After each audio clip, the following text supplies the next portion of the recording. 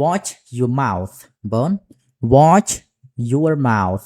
watch your mouth អញ្ចឹងយើងប្រែថាប្រយ័ត្នសម្ដីបន្តិច mouth ប្រែថាមាត់ your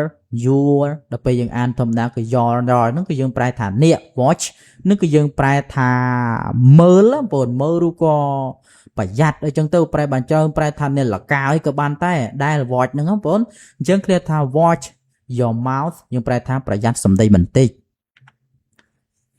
ឃ្លាបន្ទាប់ទៀតគឺ don't judge a book by its cover បង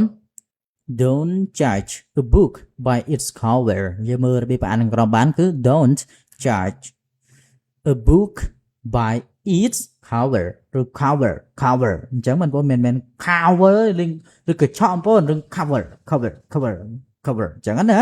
អញ្ចឹងឃ្លាថា don't judge a book by its cover នោះគឺយើងប្រែថាកុំវិតម្លៃមនុស្សតែសម្បកក្រៅណា cover នឹងប្រែថាកម្របឬក៏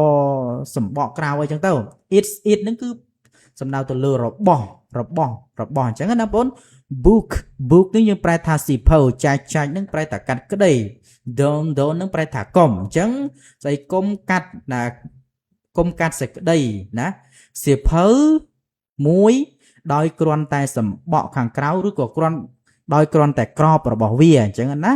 អានេះយើងប្រែតាមពាក្យនីមួយក៏ប៉ុន្តែឃ្លាទាំងអស់នេះគឺគេប្រែអញ្ចឹងប្រែថាកុំវាតម្លៃមនុស្សតែសម្បកក្រៅណាកុំវាតម្លៃសម្ភៅដោយគ្រាន់តែឃើញត្រឹមតែក្របយើងត្រូវយល់ពីអត្ថន័យខាងក្នុងវាបន្ថែមទៀតត្រូវតែអានវាអស់អញ្ចឹងឃ្លាថាកុំវាតម្លៃមនុស្សតែសម្បកក្រៅនោះអង់គ្លេសយើងនិយាយបានថា don't judge a book by its cover I get it បង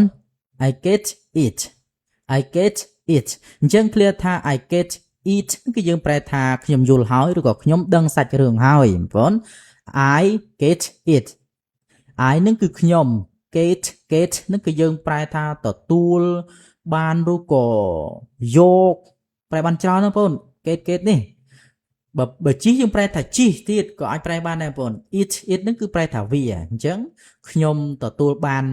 វាអញ្ចឹងណាប៉ុន្តែនៅក្នុងន័យនេះគឺយើងនិយាយឲ្យវាច្បាស់រស់ប្រែឲ្យវាស្រួលស្ដាប់ទៅគឺខ្ញុំយល់ហើយខ្ញុំដឹងសាច់រឿងហើយឬក៏ខ្ញុំចាប់សេចក្តីបានហើយ